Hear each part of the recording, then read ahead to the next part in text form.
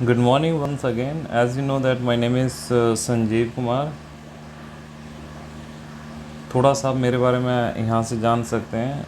As you know that I have started new series of NCERT and मैं ये सारा का सारा NCERT कंप्लीट कर रहा हूँ. और जो कैंडिडेट अगर कम्पिटिटिव एग्ज़ाम्स की तैयारी कर रहे हैं तो उनके लिए सीरीज़ बहुत ज़्यादा हेल्पफुल रहने वाली है. So without wasting any time हम अपना सेशन शुरू से करते हैं. देखो कल हमने बात करा था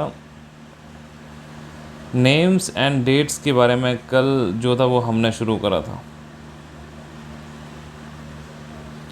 सो आई होप आपको ये नेम्स एंड डेट्स के बारे में आपको पता चल चुका होगा. मैं थोड़ा सा आपको रिवाइज़ कर देता हूँ. तो हमने जो कल करा था वो पैलियोलिथिक साइट के बारे में हमने बात करा था. ये जो पैलियोलिथिक जो था ये 2 ग्रीक वर्ड्स पैलियो और लिथो से मिलके बना है. तो पैलियो का मीनिंग हो गया ओल्ड और लिथोस का मतलब हो गया स्टोन.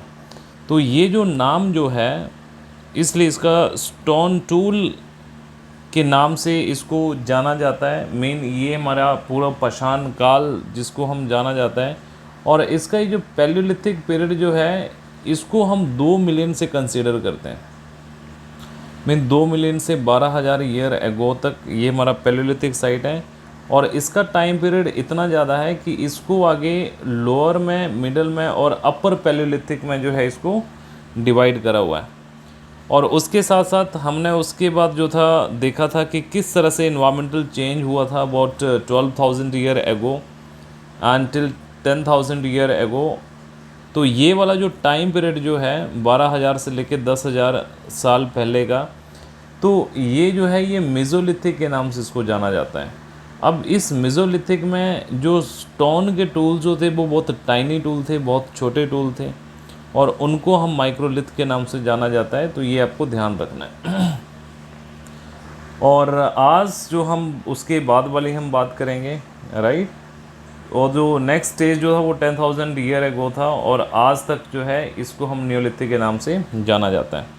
तो आज हम बेसिकली हम बात करेंगे अ चेंजिंग एनवायरनमेंट.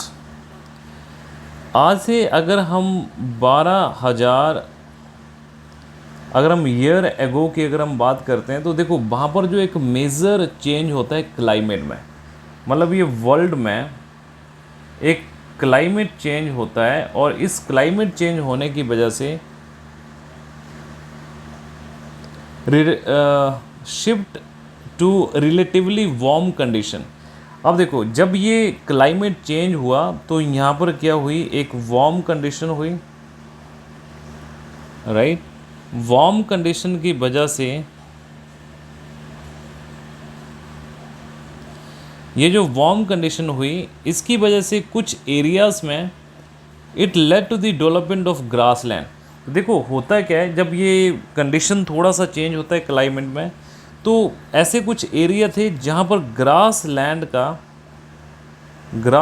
का डेवलपमेंट होता है. अपने आप जो है वो घास वगैरह उगाती है. And this is turn led to increase in the number of deer, antelope, goat, sheep and cattle.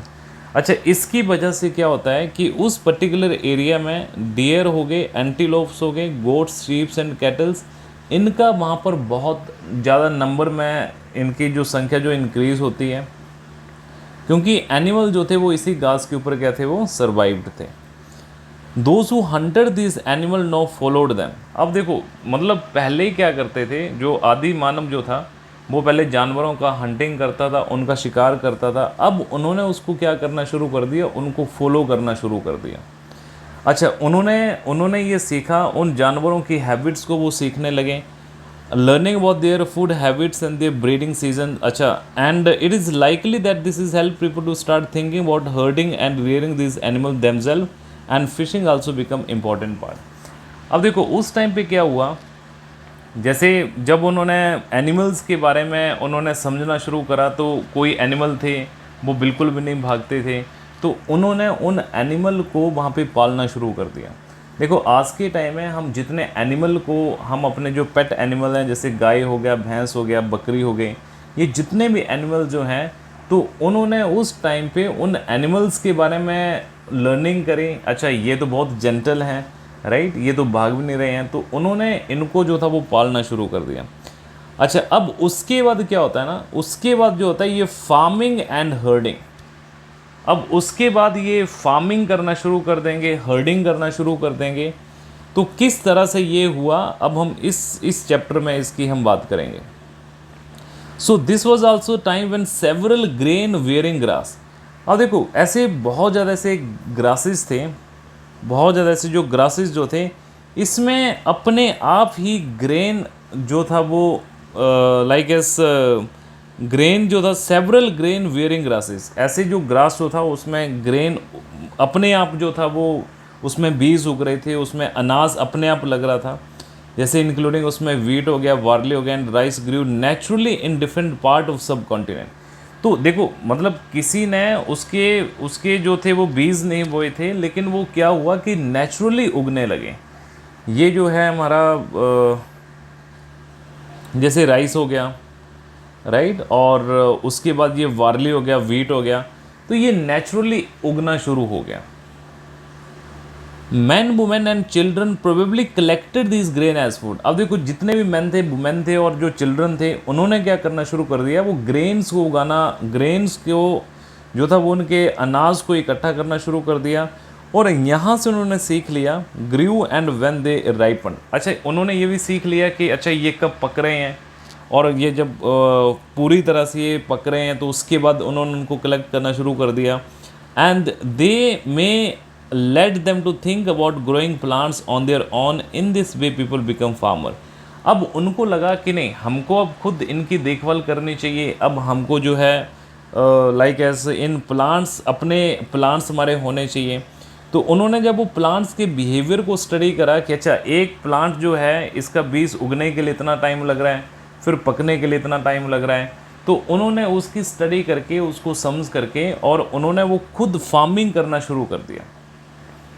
So people could also attract them tame animal by leaving food for them near their shelter. अब उन्होंने पालतू जानवरों को भी रखना शुरू कर दिया। जैसे भी मैंने आपको बोला था कि जब 12,000 साल पहले जब वो ग्रास लैंड जब उगना शुरू हुआ, जब ये वार्म कंडीशन होने लगा, तो उन्होंने जानवरों को भी टेम करना शुरू कर दिया, उनको पालना शुरू कर दिया। और उन्होंने जो फर्स्ट एनिमल जो टेम करा था, राइट, वो था हमारा डॉग। तो ये इंपॉर्टेंट है, ये आपको ध्यान रखना है। जो डॉग जो था ये फर्स्ट एनिमल था, फर्स्ट एनिमल था, it was tamed. People encourage animal that were relatively gentle. अच्छा, ये जो थे ना ये जेंटल थे, to come near the camps where they lived, and these animals such as a sheep, goat, cattle and also pig lived in herds. तो ये जो शीप्स की बात करें, गोट्स की बात करें, हम कैटल की बात करें, तो ये जेंटल थे। जब लोग उनके पास उनका शिकार करने के लिए जा रहे थे तो वो भाग तक भी नहीं रहे थे। तो इसलिए लोगों ने वहाँ पर क्या करना शुरू कर दिया, उन्होंने हर्डर वो बन गए, उन्होंने उनको पालना जो था वो शुरू कर दिया। अच्छा, अब इसके बाद हम बात करते हैं डोमेस्टिकेशन। अब देखो डोमेस्टिकेशन कैसे शुरू हुआ। ये जो डोमेस्टिकेशन जो है is the name given to the process in which people grow plants and look after animal. अब लोगों ने जो थे वो प्लांट्स को देखना शुरू कर दिया, एनिमल्स को भी देखना शुरू कर दिया। And very often plant and animal that are tended by people become different from wild plant and animals. अच्छा, अब ये जो प्लांट्स, अगर हम प्लांट्स की बात करें या एनिमल की बात करें, जिनको उन्होंने टेम करना शुरू कर दिया, ये जंगली जानवरों से काफ़ी अलग थे। And this is because people select plant and animal for domestication. अब उन्होंने वो प्लांट्स हो चाहे वो एनिमल हो, उनको उन्होंने डोमेस्टिकेशन करना शुरू कर दिया। For example they select those plants and animal that are not prone to disease. अब उन्होंने ऐसे प्लांट्स उगाना शुरू कर दिए कि उसमें कोई ऐसे डिजीज़ ना हो। And they also select plant very yield large size grain and have strong stock capable of bearing the weight of the ripe again. Seed from selected plants are preserved and sown to ensure that new plants will have the same qualities. अब देखो, चाहे अगर हम plants की बात करें, animal के plant करें, तो उन्होंने उसका डोमेस्टिकेशन करना शुरू कर दिया। अब उन्होंने उन प्लांट्स को डोमेस्टिकेट करना शुरू कर दिया कि उसमें कोई डिजीज़ वगैरह ना हो। जैसे आज के टाइम में हम जितने भी फसल हम जो है उगाते हैं, तो वो बिल्कुल भी ऐसा डिजीज़ वाला नहीं होती है। अगर कोई ऐसे जो डिजीज़ वाले जो थे, उनको उन्होंने जो था वो डोमेस्टिकेशन करना शुरू नहीं करा। वैसे ही उन्होंने जानवरों को भी डोमेस्टिकेट करना शुरू कर दिया। अच्छा, कौन से जेंटल जो थे वो जानवर थे और कौन से लाइक वो जंगली जानवर थे। अब जैसे आप यहाँ पे देख सकते हैं, ये पिग के जो हैं like S wild animal different, ये जो हैं ये टीथ्स हैं आपके, पिग के टीथ हैं। ये एक तो वाइल्ड एनिमल है और एक डोमेस्टिकेटेड है। तो इसमें से आप गेस करोगे तो ये जो टीथ जो हैं ये वाइल्ड वाला कौन सा हो सकता है, मीन जंगली वाला कौन सा हो सकता है, और ये डोमेस्टिकेटेड कौन सा हो सकता है। तो ये डोमेस्टिकेशन में सारा यही चीज़ें यहाँ पे दे रखा हुआ है। अच्छा, इसके बाद क्या होता है, देखो हिस्ट्री को कनेक्ट करना, सबसे पहले वो हर्डर थे, वो स्किल गैदरर थे, वो हंटिंग करते थे, फिर उन्होंने लाइक एस वो एक उनको पालना पोसना शुरू कर दिया, डोमेस्टिकेशन करना शुरू कर दिया। अब वो अनाज वगैरह वो इकट्ठा करना शुरू कर दिया। अब इससे क्या हुआ कि उनकी एक नई लाइफ चलने शुरू हो गई। देखो पहले आदि मानव जो था वो एक जगह से दूसरी जगह पर घूमता रहता था, वो घुमक्कड़ था। लेकिन अब जो था एक नई लाइफ जो थी वो शुरू हो गई। Mean if you plant a seed you will notice that it takes some time to grow and this may be several days, week, month and in some case year. जैसा होता है ना कि हम अगर कोई प्लांट्स अगर हम सीड करते हैं राइट, तो उसमें टाइम लगता है, उसमें जो फल जो आता है इट टेक अ टाइम। अच्छा, उसमें कुछ दिन भी लग सकते हैं, कुछ वीक्स भी लग सकते हैं, मंथ भी लग सकता है और कुछ ईयर भी लग सकते हैं। तो when people began growing plants, it meant that they had to stay in the same place for the long time, looking after the plant, watering, weeding, driving away animal and birds until the grain ripened. अब उन्होंने क्या करना शुरू कर दिया, अगर उन्होंने plant को सीड करा है, अगर वो कोई प्लांट अगर उन्होंने बोया है, अब उसकी देखभाल करने के लिए उनको उस जगह पर ही रहना पड़ा। अब इससे पहले तो वो घूमते रहते थे, लेकिन अब उन्होंने क्या करना शुरू कर दिया, अब अगर सपोज करो उन्होंने एक प्लांट को सीड करा तो उसकी वो देखभाल भी करेंगे राइट, उसको वो पानी वगैरह भी देंगे और उसको वो जानवरों से भी बचाएंगे कि कोई दूसरा जानवर उसको खा ना जाए। तो और कब तक उसमें जो है वो ग्रेन जो वो राइपन होगा, कब पकेगा, तो इसके लिए एक टाइम लगता है, एक प्रोसेस होता है। तो उस प्रोसेस को वो पूरा करने के लिए वो एक जगह पर वो वहाँ पर रहने लगे और इससे क्या हुआ कि उनकी जो सेटल्ड लाइफ जो थी वो शुरू हो गई। अब उसके बाद उन्होंने एनिमल को भी पालना शुरू कर दिया, rearing animal. So animal multiply naturally. देखो एनिमल, अगर एक एनिमल है तो वो नेचुरली वो दूसरे एनिमल को भी जन्म देता है।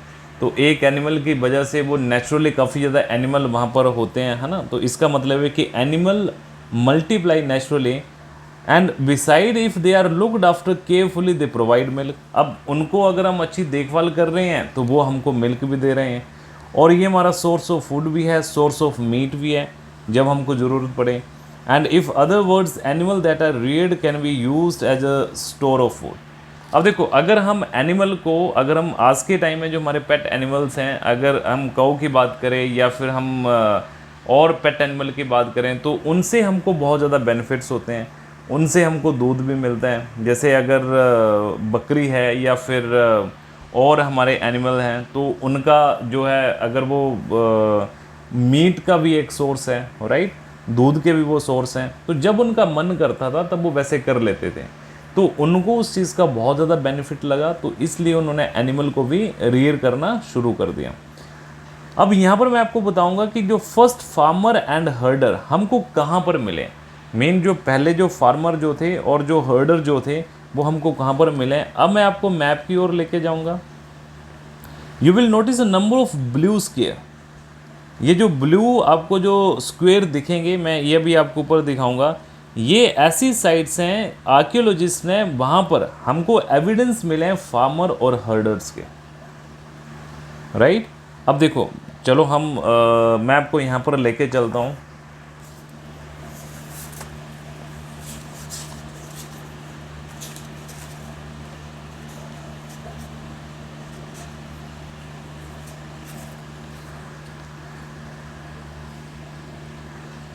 ओके तो ये ब्लू वाले राइट। अब देखो यहाँ पर ये पहले देखोगे आप पयमपली, तो ये वाला भी है पयमपली। अब आपको ये पता होना चाहिए कि पयमपल्ली कहाँ पर है। It is in Tamil Nadu, right, ये तमिलनाडु में है। यहाँ पर आप ये हलूर देखोगे, हलूर आपका कर्नाटका में है, राइट, ये आपका कर्नाटका में है और ये आपका तमिलनाडु में है। और उसके बाद आप देखोगे ये महागारा, महागारा और कोल्डी हवा, ये दोनों जो हैं ये यूपी में हैं। और उसके बाद आप देखोगे यहाँ पर ये कोल्डिवा, ये जो है, हाँ, ये जो महागारा और कोल्डिवा जो हैं ये दोनों यूपी में है। और उसके बाद आप ये देखोगे यहाँ पर जो मेहरगढ़, इसके बारे में आगे हम पढ़ेंगे। तो मेहरगढ़ जो है इट इज़ इन पाकिस्तान, और Burzahom it is in Kashmir. और एक ये चिरांद है, चिरांद जो है इट इज़ इन बिहार।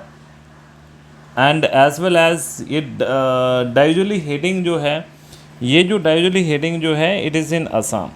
तो ये सारे के सारे जो थे, यहाँ पर हमको जो फार्मर, यहाँ पर हमको फार्मर और हर्डर के एविडेंस मिले।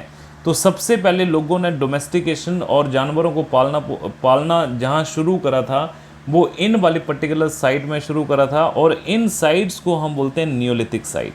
तो ये नई वाली साइट हैं जो हमको जो नई हमको जो मिली हैं, और जो पुरानी वाली हमने जो कल डिस्कस करा था that is the Palaeolithic site. तो ये आपको बिल्कुल ही आपको क्लियर होना चाहिए, राइट। यहाँ पर वो सारी वही चीज़ लिखी हुई है।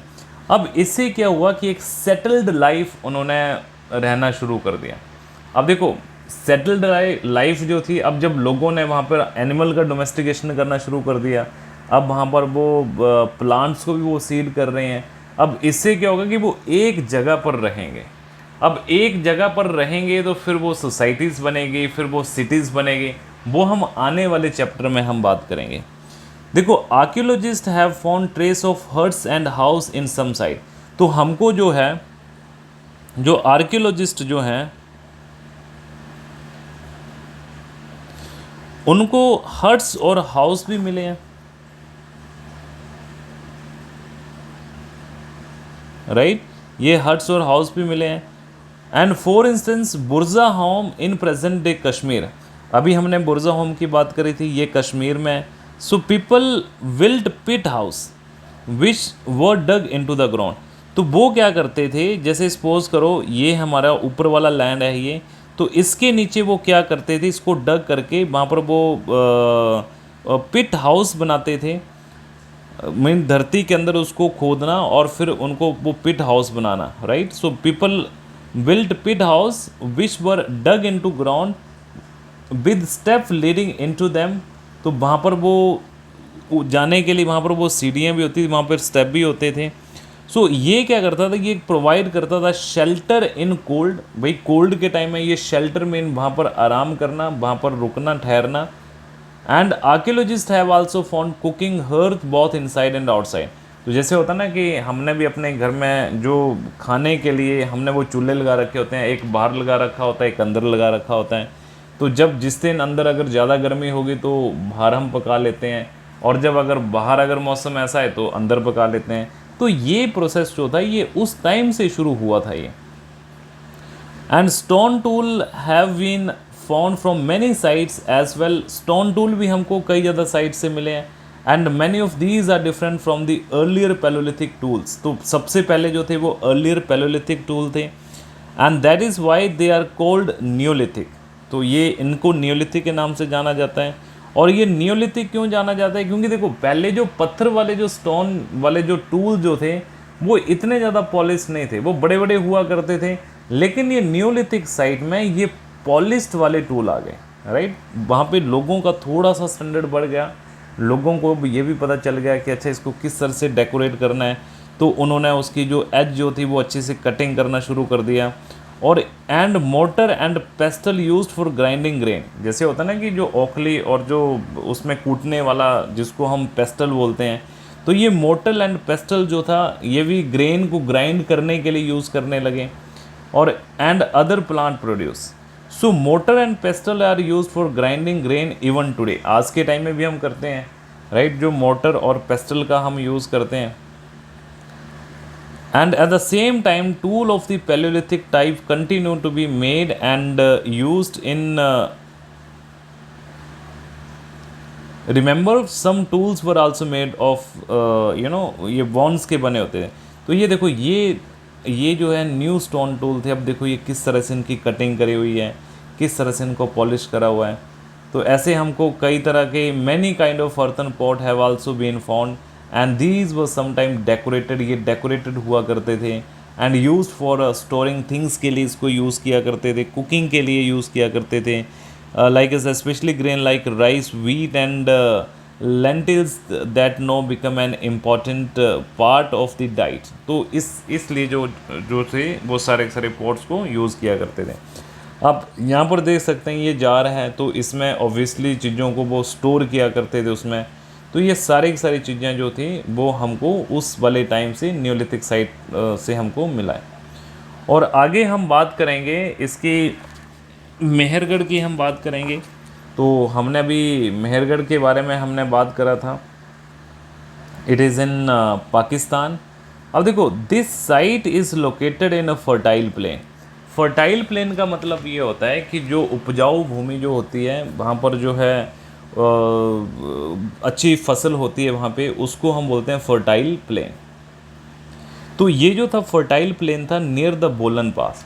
अब देखो बोलन पास जो था इट इज़ इन पाकिस्तान। ये बोलन पास जो है, ये जो बोलन पास जो है इट इज़ इन पाकिस्तान। आपको पता होगा कि ये बलूचिस्तान जो है इट इज़ इन पाकिस्तान। तो ये बलूचिस्तान वाले पार्ट में है और बलूचिस्तान जो है it is in Pakistan, which is one of the most important route into Iran. तो ये जो था ये अगर सपोज करो ये वाला जो है ये पाकिस्तान है, तो यहाँ पे ये जो रूट जो था ये ईरान के लिए रूट जाता था, रास्ता था। तो ये जो था एक इम्पॉर्टेंट रूट था। और मेहरगढ़ जो था ये probably one of the place where people learn to grow barley and wheat. अच्छा, इस मेहरगढ़ में लोगों ने जौ और जो वीट जो था उनको उगाना शुरू करा था और उन्होंने वहाँ पे शीप्स और गोट को भी पालना शुरू करा था। एंड एज वेल एज ये फर्स्ट टाइम हुआ था इस वाले एरिया में। So it is happened in the first time of this area and this site many animal bones were found. और इस साइट में काफ़ी ज़्यादा हड्डियाँ मिली हैं जानवरों की and bones of the wild animals such as deer and pig and also bone of the sheep and goat were found. तो यहाँ पे ये डियर के भी मिली हैं, पिग्स की भी मिली हैं और ये शीप्स की भी मिली हैं और एज वेल एज ये गोट की भी मिली हैं। अब जो other find at Mehrgarh include remain of square और रेक्टेंगुलर हाउस। अच्छा, ये इंपॉर्टेंट है। तो अगर आपको ये क्वेश्चन आता है कि ये जो सिक्वेयर और रेक्टेंगुलर हाउस जो थे ये मेहरगढ़ में मिले हैं एंड ईच हाउस हैड 4 और मोर कंपार्टमेंट। हर हाउस में जो था वो 3 और 4 कंपार्टमेंट थे and some of which may have been used for storage. और कुछ जो थे वो स्टोरेज के लिए इनको यूज़ किया जाता था। एंड व्हेन पीपल डाई, जब लोग मरते थे, their relatives and friends generally pay respect to them. तो उनके लिए वो रिस्पेक्ट भी पे करते थे। People look after them perhaps in the belief that there is some form of the life after that. अच्छा, उनका एक बिलीफ भी था कि अगर किसी की डेथ हो गई है तो अगले जन्म में, उनका ये बिलीफ था कि अगले जन्म जो था mean perhaps in the belief that there is some forms of the life after that. Mean death के बाद भी कुछ लाइफ ऑफ फॉर्म्स हैं। और burial is one such arrangement, right. Burial जो था ये एक सच अरेंजमेंट था, मीन उनको दफनाना। And several burial site have been found in Mehrgarh. तो मेहरगढ़ में जो है वो सबसे ज़्यादा जो वरियल साइट्स मिली हैं। वरियल साइट्स का मतलब ये होता है कि जहाँ लोगों को दफनाया जाता है। और इसका वन एग्जाम्पल है, the dead person was buried with goats which were probably meant to serve as food in the next world. तो देखो इस तरह का बिलीव करा जाता था, अगर किसी की डेथ होती थी तो साथ में वो वहाँ पे बकरी को भी वहाँ पर वरिड करा जाता था, वहाँ पे दफनाया जाता था। और उनका ये बिलीफ होता था कि अगर लोगों की अगर डेथ हो रही है तो जो आफ्टर दैट भी उनका जो है वो उनको खाना खाना पड़ेगा, वो उनको सर्व करना पड़ेगा। तो इसके लिए जो था वो इस तरह का बिलीफ था और जानवरों को भी वो साथ में वो वरील कर देते थे। तो इस मेहरगढ़ से यहाँ से इम्पॉर्टेंट क्वेश्चन बनता है कि जो मेहरगढ़ जो है यहाँ पे सबसे ज़्यादा वरियल साइट्स मिले। तो ये कुछ की वर्ड्स हैं, ये हमने जितना हमने पढ़ा, hunter gatherer, site, habitation, factory, palaeolithic, mesolithic, microlith, domestication, farmer, herder, neolithic and burial. ये आपको सारे के सारे जो हैं ये चैप्टर में आपको जो है वो फाइंड आउट करने हैं। अब यहाँ पे देखो इन 2 क्वेश्चंस को हम कंप्लीट करेंगे और नंबर 1 पे जो है hunter gatherers choose to live in caves and rock shelter because. तो ये क्यों करते थे, ये आप इसका आंसर फाइंड आउट करोगे। And grassland developed around dash year ago, इसका भी जो है आप आंसर फाइंड आउट करोगे जो हमने बुक में पढ़ा है, और नीचे कमेंट सेक्शन में इसका आंसर लिखोगे। देखो ये जो एनसीईआरटी जो है, जब हम अगला चैप्टर हम बात करेंगे तो अभी तक हमने क्या करा, फर्स्ट चैप्टर में हमने क्या करा कि लोग यहाँ पर जो थे वो घूमा करते थे, अपने खाने की तलाश में जाया करते थे, जानवरों को अब मारा करते थे, उनका हंटिंग किया करते थे। और दूसरे चैप्टर में हमने ये करा कि उन्होंने अब जानवर को पालना शुरू कर दिया, डोमेस्टिकेशन करना शुरू कर दिया, अब उनकी वहाँ पर सेटल्ड लाइफ हो जाती है, अब उनका एक न्यू फेज ऑफ लाइफ चलता है। अब तीसरे चैप्टर में हम बात करेंगे, देखो जब एक सोसाइटी बनती है ना तो वहाँ पे सिटीज़ का फ्लरिस्ट होता है। So in the third chapter we are going to study about the cities. हम सिटीज़ के बारे में हम बात करेंगे कि ऐसी कौन कौन सी सिटीज़ थी वो डेवलप्ड हुई थी। और ये आपको बिल्कुल ये सीरीज़ वाइज चलना है, ये सीक्वेंस वाइज आपको देखना है। अगर देखो आपको कोई भी कम्पिटिटिव अगर आपको एग्ज़ाम क्वालिफाई करना होगा तो उसके लिए आपको लंबा रेस का घोड़ा बनना पड़ेगा, और आपके अंदर एक कंसिस्टेंसी होनी चाहिए, आपके अंदर एक जो है वो मोटिवेशन होनी चाहिए, और इसके साथ साथ आपको each and every day you should have to study it out. So thank you class, we will see in the next lecture. Thank you.